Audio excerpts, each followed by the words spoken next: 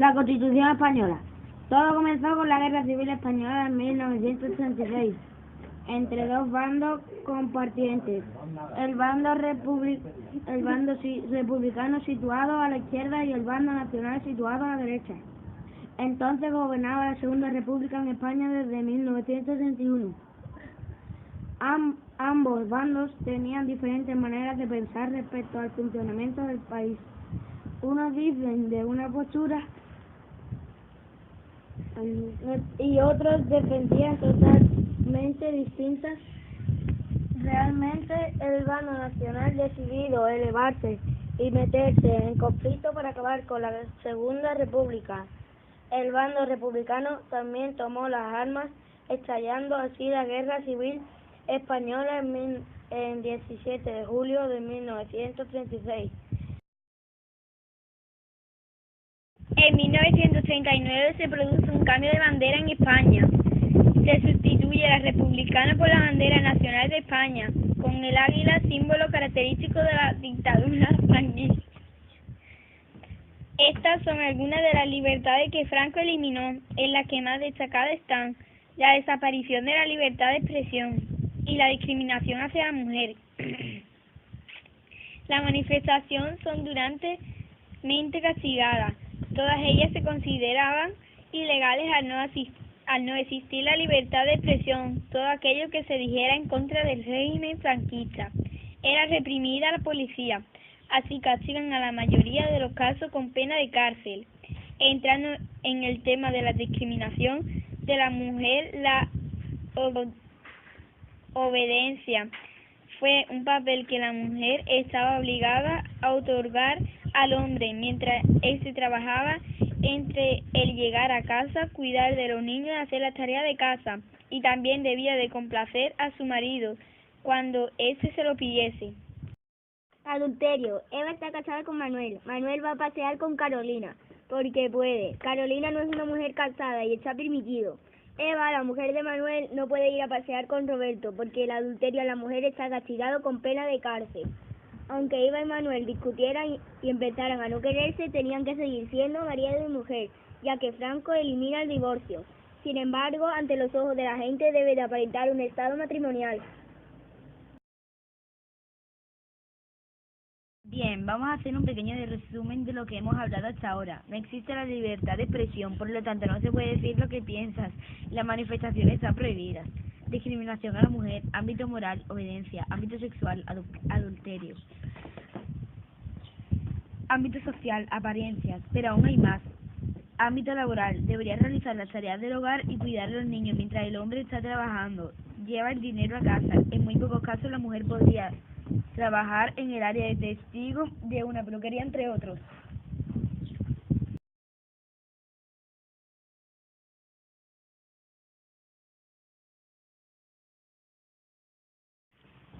En 1975, Francisco Franco, dictador de España, fallece siendo esta segunda de las portadas del periódico. Antes de su muerte designó a Juan Carlos de Borbón, su sucesor al título de rey. A solo 2 días después de su muerte, se formó a Juan Carlos de Borbón, rey de España. Fue el inicio de la transición democrática y con ello se elaboró la Constitución de 1978. ¿Qué supuso la elaboración de la Constitución en 1978?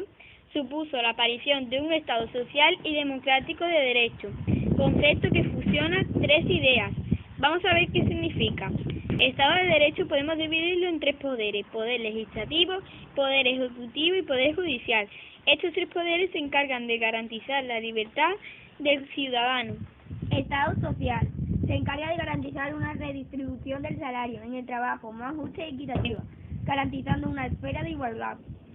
Finalmente, el Estado democrático se asegura en que los ciudadanos puedan participar en asuntos públicos a través del voto, como pasó el pasado 24 de mayo, que eligieron a su representante, que más adelante gestionará los servicios públicos de la ciudad y su mantenimiento.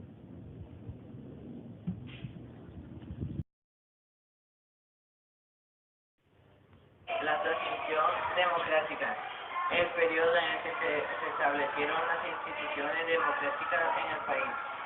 Las características principales de la transición son: 1. La evolución controlada del franquismo hacia la democracia. 2. Un acuerdo entre políticos, franquistas y opositores. 3. Tuvo mucha influencia la migración del pueblo español. Transición se inicia con la proclamación de Juan Carlos de Borbón, que jura lealtad a los principios principales del movimiento nacional. Así estaba previsto desde que Franco lo había nombrado sucesor en 1969. Juro por Dios sobre los santos evangelios cumplir las leyes fundamentales del reino y guardar la lealtad a los principios.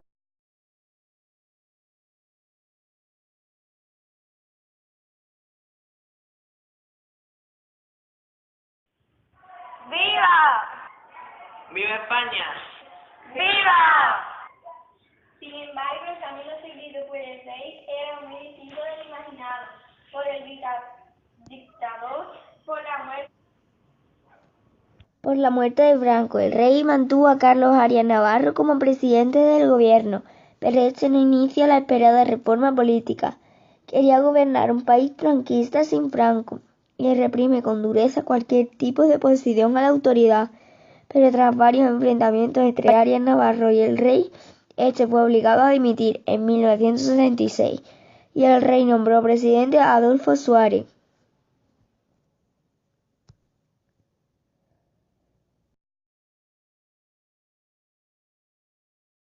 Los factores que favorecieron la transición son desaparición de las otras dictaduras europeas y en Portugal y en Grecia, la apertura económica al exterior y el compromiso del rey con la democracia. Suárez promulgó una gran amnistía política, logró que se aprobara en referéndum la ley para la reforma política y ganó el sí por aplastante mayoría. Legalizó a todos los partidos políticos, excepto el Partido Comunista de España, que aún era muy criticado por los militares. Sin embargo, fue legalizado por sorpresa en 1977 y se autorizó el uso a la incuria. Los partidos políticos más importantes que participaron en las elecciones fueron Alianza Popular, creada por exministros franquistas. Hoy en día es conocido como el Partido Popular. Unión del Centro Democrático, gobernada por Adolfo Suárez. El PSOE, el Partido Comunista de España, el Partido Nacionalista Vasco y Convergencia y Unión. El paso del tiempo todo iba bien, pero en 1981 un grupo de guardias civiles dirigido por Antonio Tejero asaltaron el Congreso y tomaron como rehenes a los diputados. Sin embargo, este golpe de Estado fracasó enseguida debido al comportamiento democrático. El rey, quien fue apoyado por el resto de militares y por el pueblo español. Este es un resumen de la transición a la democracia en España y la transformación de una dictadura al país libre y democrático que tenemos hoy en día. Desde 1982 hasta nuestros días, el 29 de diciembre de 1874, en las cercanías de Sabuto, Valencia, el general Martínez Campos, ante una brigada del ejército, proclamó rey de España al príncipe Alfonso de Borbón. Al éxito del golpe contribuyó la aceptación pasiva por parte de la gran mayoría del ejército y de escaso apoyo civil que no encontró el gobierno presidido por Sagasta.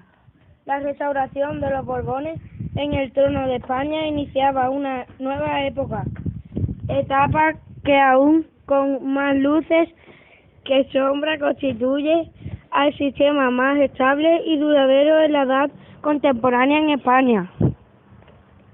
Alfonso XII gobierna entre 1874 y 1885. Entre estas fechas y 1902 le sigue la regerencia de María Cristina de Austria. Alfonso XIII, hijo de ambos, reinará entre 1902 y 1931, cuando finaliza el periodo con la proclamación de la Segunda República.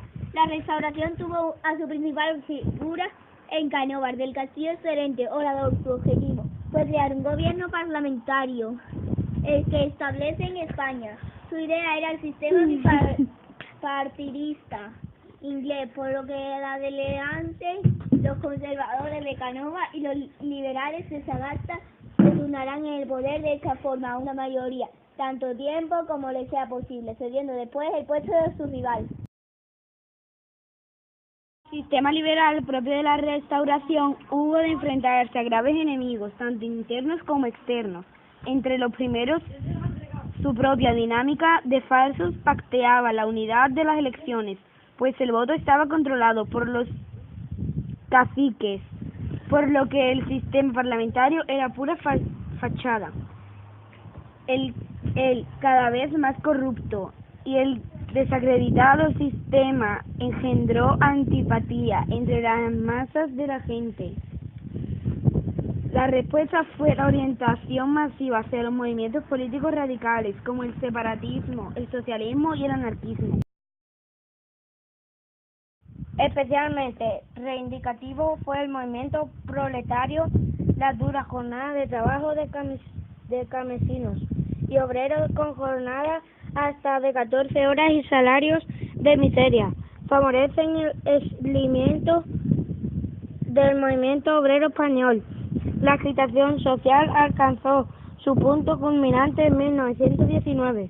Tras huelgas que sucedieron siendo cada vez más radicales y violentas. Frente a esta violencia, la patronal reaccionó creando su propio pistolerismo y el resultado fue catastrófico, radicalizando aún más el conflicto. Uno de los problemas de mayor impacto fue de la conciencia de la época más pedida de los últimos reductos coloniales. Especialmente dolorosa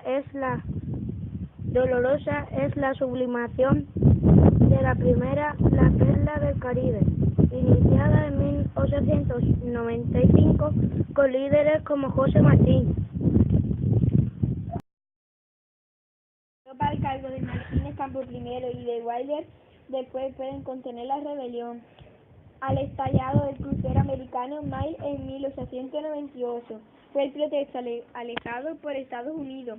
Declararán la guerra a España e intervinieran en Cuba. Muy poco después la isla ganaba su independencia. Un problema no menor a Cuba será el de la guerra de Marruecos. Durante el reinado de Alfonso XIII, la contienda de carácter colonial es una auténtica sangría de vidas humanas, pues se lucha en un medio desconocido de Agustín. Al embargo, tropas en Barcelona provocará la violenta sublevación popular en 1909, conocida como Semana Trágica. Pese a tanta agitación, la población española experimenta un aumento en su calidad de vida.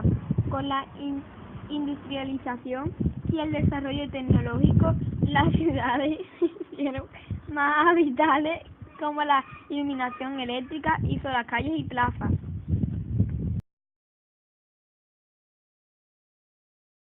También permitió a las clases medias y populares urbanas y prolongar su tiempo de ocio y realizando fiestas, simplemente gozando de amplios y modernos paseos. En general, la sociedad urbana albergaba el sentimiento de estar participando en la era del progreso y la expansión. Frecuentemente se celebraban grandes exposiciones en las que se mostraban los últimos adelantos en las materias diversas. Era habitual la creación de museos, con lo que se trataba de instruir al público de lo más variadas. Pero el sistema político se desquebrajaba. El sistema de violencia, el desastre del 98 o la guerra de Marruecos contribuye a un taste política cada vez peor valorada. El ambiente general de pesimismo, ansias de renovación intelectuales, como un Amuno Costa, se interrogan sobre la crisis de conciencia nacional, la inquietud social, la postración económica, pese a los beneficios de la neutralidad española durante la Primera Guerra Civil, y los separatismos acaba por minar el sistema de restauración que da a sus últimas bacanadas. Este es el contexto en el que se produjo el golpe de Estado, el primo de Rivera, en 1923, con el beneplácito de Alfonso XIII y el de buena parte de la población. El importante apoyo inicial se va diluyendo a medida que el monarca y la dictadura pierden partidarios. Pronto, en 1981, llegará el momento del triunfo para la oposición de un republicano.